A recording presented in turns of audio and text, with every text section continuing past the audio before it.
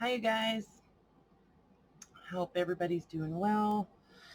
And yeah, so I am working on my August monthly minis, and I'm making ephemera, making tags and things like that. And one of the things that I always struggle with are these book pages from these little field guides, and sometimes other books where they're like reference books, and a lot of times there's an image on both sides that you want to use and they just happen to line up.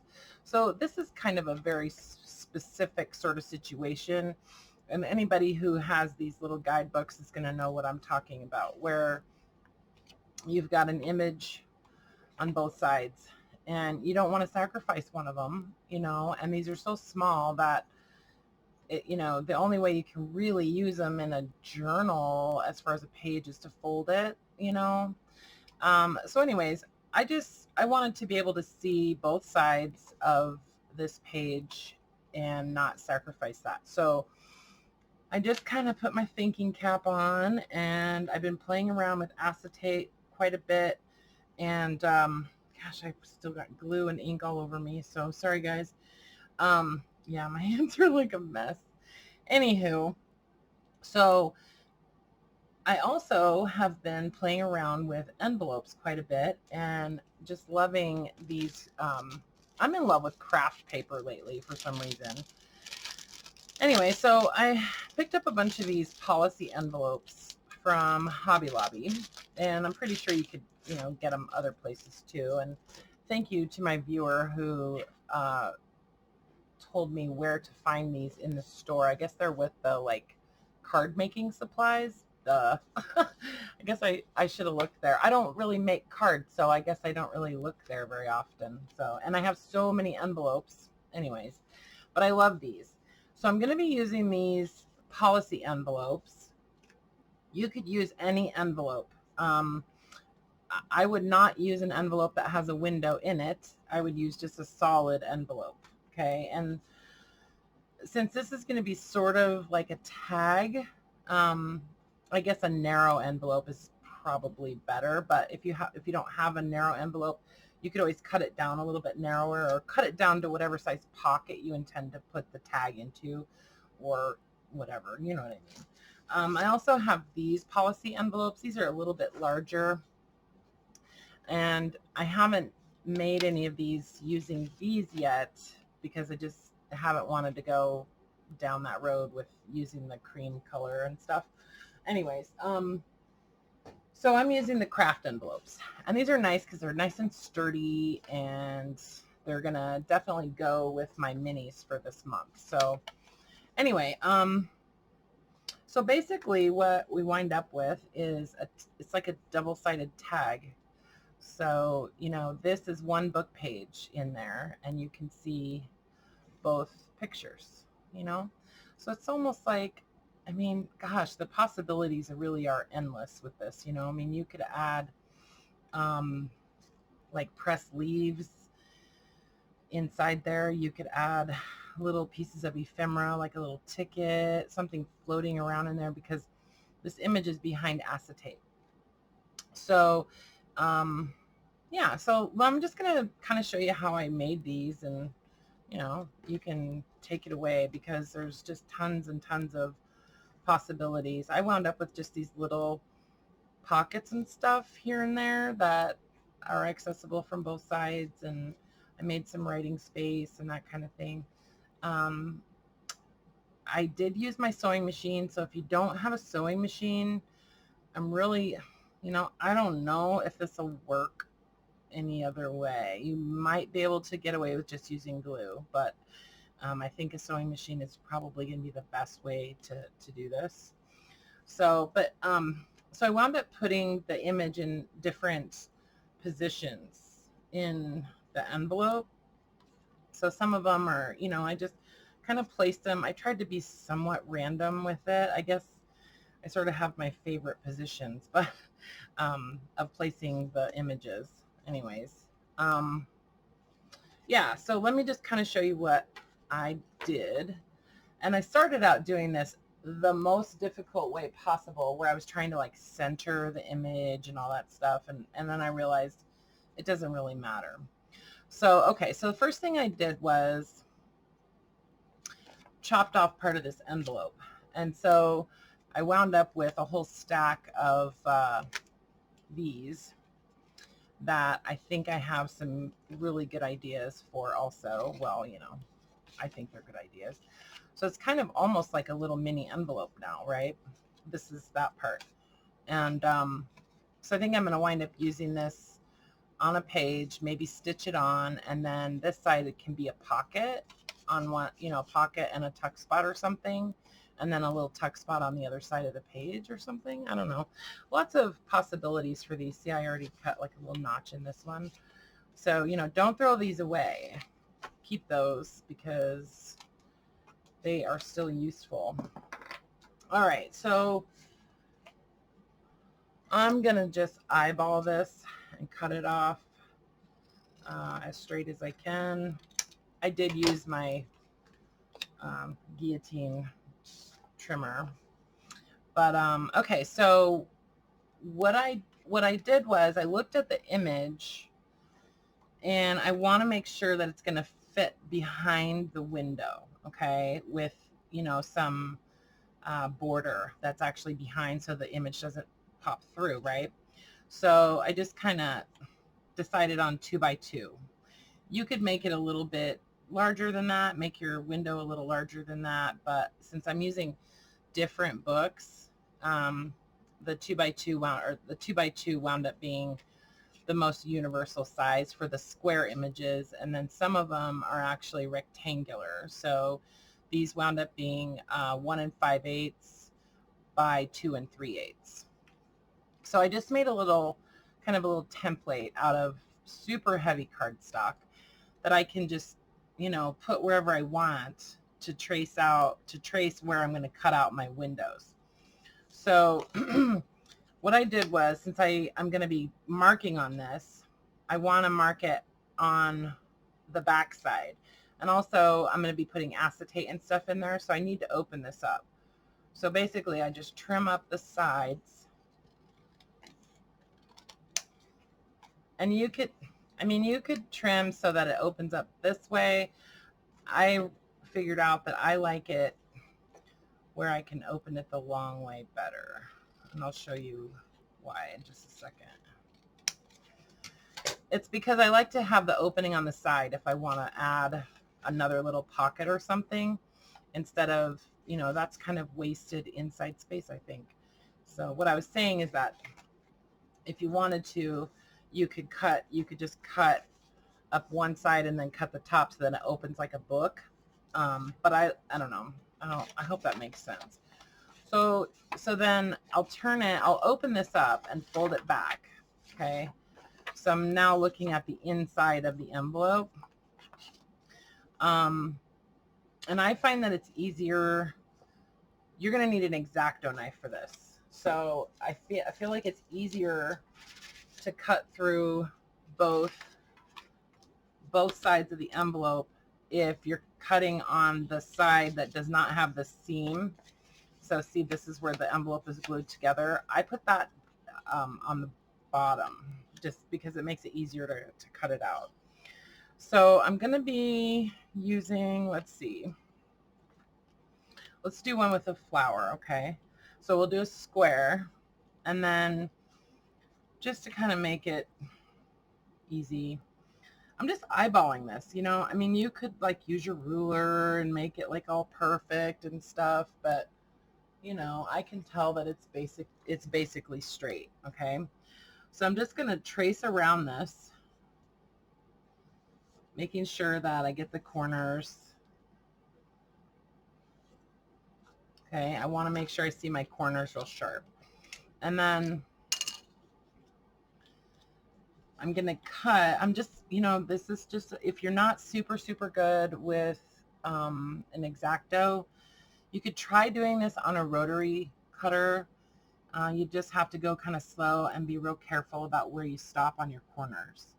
So I'm just going to cut, making sure that I'm cutting through both layers of paper. You do need to press a little bit hard, but you know, I got through both. So I find it's easier to cut, and you want to make sure that you're holding at this end of where you're cutting so that you're not pulling the top layer like that, right? So you want to make sure and hold that down so that it doesn't move around.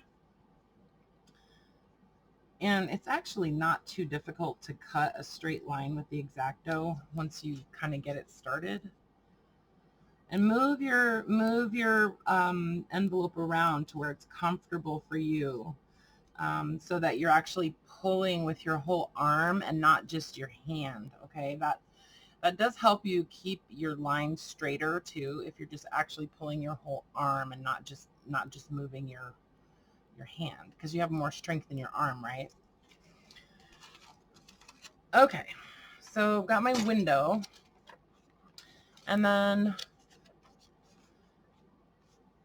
open it up like this, and then I'm going to use acetate because I happen to have a box of it.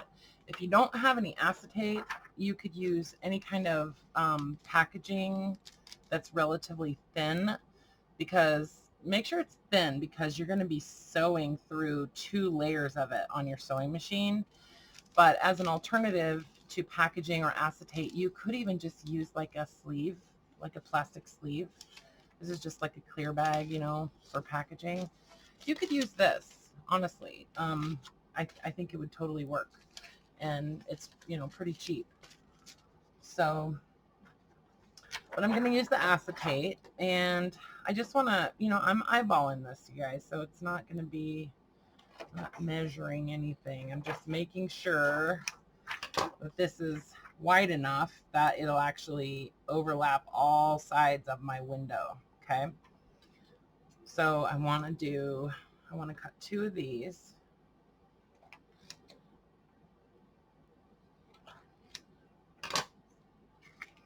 Okay, and then I just want to tack that on there so that it doesn't move around. And what I'm going to use is just glue, just a glue stick. I'm just going to put a little glue on the top and a little bit on the bottom of the window. And then I'm just going to set this on here. I'm not too worried about making sure that it's glued down like completely right now, because it doesn't really need to be. And then I'm doing the same on the other side. Okay, and then I'm just going to do one of these flowers.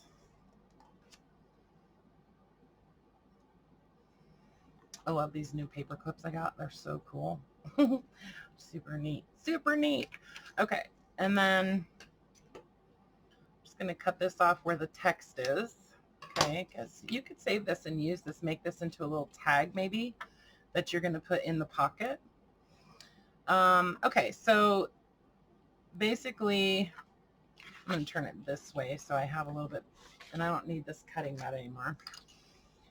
So I'm just going to kind of eyeball where that's going to go. Close my, now I'm looking at the correct side of the envelope, right? So, I mean, you have a lot of play. If you make your square a little smaller than the image, then it's not such a pain trying to line it up. Okay, so I just put a little bit more glue on top of the acetate, and you know, if it gets on top of the acetate, it's fine, or you know what I mean. And it's just to hold it in place kind of until we can stitch it. So I'm just kind of setting it down there for a second. I didn't press it real hard. I'm just making sure that I've got a nice border, you know. So then I'm just going to kind of give it a little bit of pressure. Okay. Now I'm going to stitch around that window.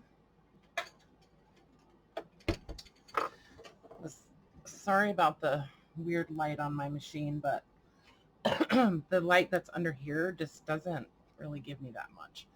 So I'm going to use a zigzag, and I'm setting it to a relatively short, narrow zigzag. Okay. And then I use I have kind of a wide foot on my machine. So yeah, I know you guys probably can't see that, but I'm using the inside edge of the foot as a guide right along the edge of the window. Okay.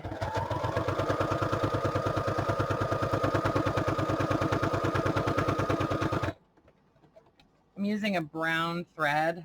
Oh, this is actually a different size stitch than I used before, but that's okay.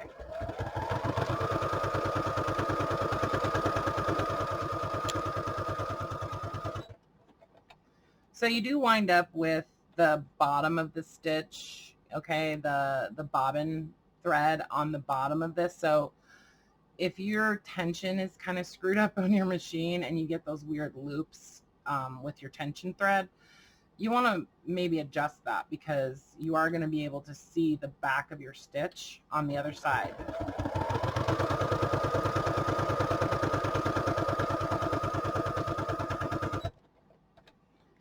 Okay, one more.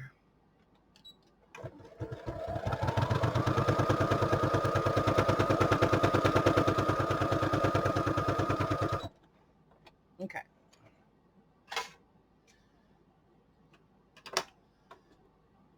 Remove this glue. Okay, so now it's pretty secure and it's not, it's not going anywhere.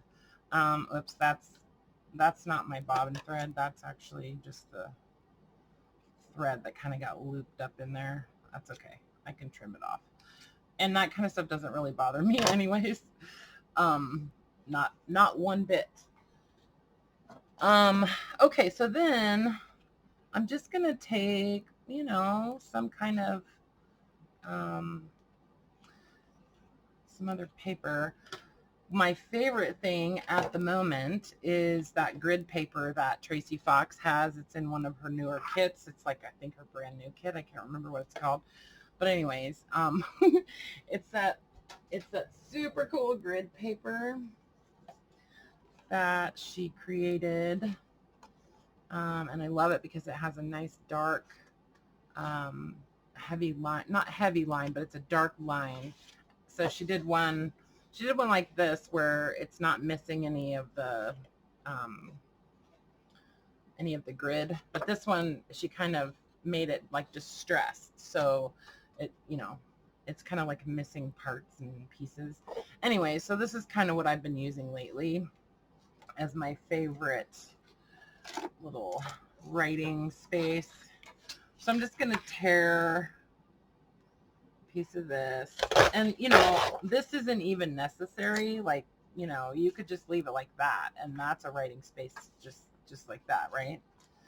I just kind of like the way it looks. So you just want to look at, like, depending on where you put your window, like if you put your window in the center, then you want to have like smaller pieces. You want to tear your writing space to match, your tag. So I'm going to just go, I'm going to do 2 of these. On the other ones, I actually did a different paper on each side, but I'm not going to worry about it. And then I'm just going to ink the edges of this a little bit.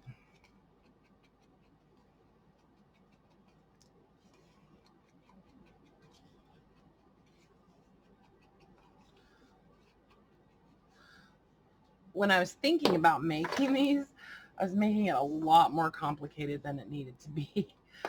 I hope you guys can see okay. I turned off my desk lamp because it gives this awful glare. Well, I'll leave it on for now and see. Hopefully it's not too obnoxious for you guys. Let me know if it's probably because I have a sewing machine there now that it got like a lot darker, but let me know if you think that having that light on is really obnoxious, or if you think it's better. I would like to know. Yeah, so I'm just gluing this on, just using my Elmer's all-purpose, just making myself a nice little spot there for journaling. Use a baby wipe to kind of wipe any extra glue off that got on the front, and I like to use them to just kind of press everything down, you know. Okay. So then this is still open, right? Like it's open like that. And we definitely don't want that. So I'm going to decide which side I want this to be open on. And I think I'm just going to go with this side. So basically, I will be punching this out. And okay, if I wasn't making this a double-sided tag, I would be only punching one side of this, right? But since I want the opening to be accessible from both sides, I'm punching through both sides of the paper. Okay, and then I'm just going to do my little trimmy thing. It's so funny. I've noticed people like doing that lately. It's kind of funny. It's kind of cute. Okay, so then I'm just going to stitch. I'm going to go back to a straight stitch now. And I'm going to stitch across the bottom. And up this side to the center. And then back along here.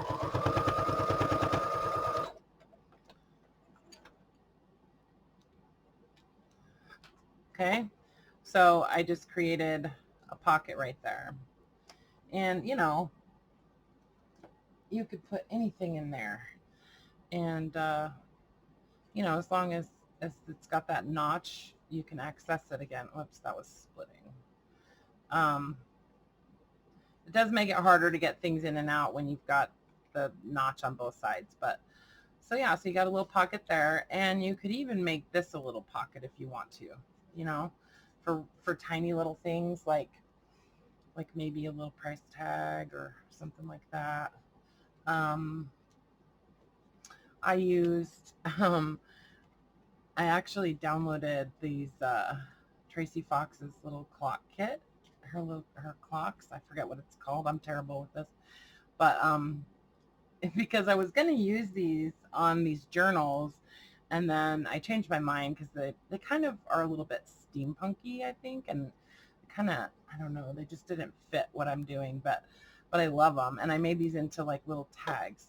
So I thought those would be kind of cute, sticking out of these little side pockets, you know.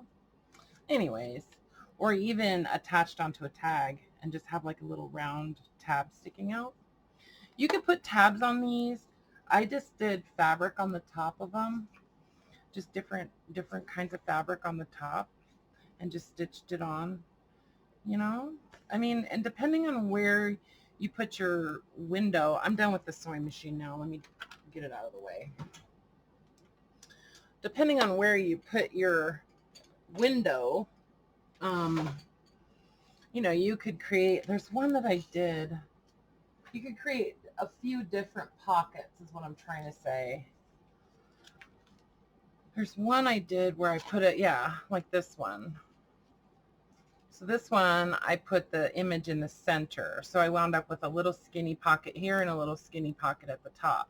I don't know what I'm going to put in there, but I'll find something. So I save all these weird little things. Like these are from file folders, you know, these little pieces. So I was thinking, you know, I could just maybe, if I round the corners on these, they'll go in a lot easier. But, anyways, you know what I mean. You can put all kinds of little things in these. So see, just a little pocket. Put another one down here. Anyways, and I could even maybe stick something right in there. So I don't know. I mean, I guess that's maybe a little over the top, but so then I was thinking, you know, you don't have to necessarily use those double-sided book pages to do this. Like, I mean, you could use any images. You just need to make sure, you know, you just need to put them behind the acetate. It's like, I've got this huge box of like all these, you know, like flower catalogs and stuff. And I thought that would be a really good way to use a lot of these. Because, you know, we all save all these all these pictures, all these images. We tear them out of magazines and books and things like that. And I don't know. I just think it would be a good way to kind of use a lot of that stuff up, you know. And you don't have to fussy cut them or anything like that. You can just cut a square and, you know. Anyways, I just wanted to share that with you guys because I thought it was kind of cool and pretty easy, you know. So anyways, be careful with the X-Acto. All right, you guys, let me know what you think or if you have any questions or anything like that. And look for my August monthly minis coming soon. Hopefully tomorrow I'll get them listed. I'll give you a little sneak peek. Here's a peek at one of them. They're going to be trifolds, and I'm doing writing boards for them and stuff. Anyways, little sneak peek. And then, of course, I got to put the journal in. So anyway, okay, guys, love you. Take care.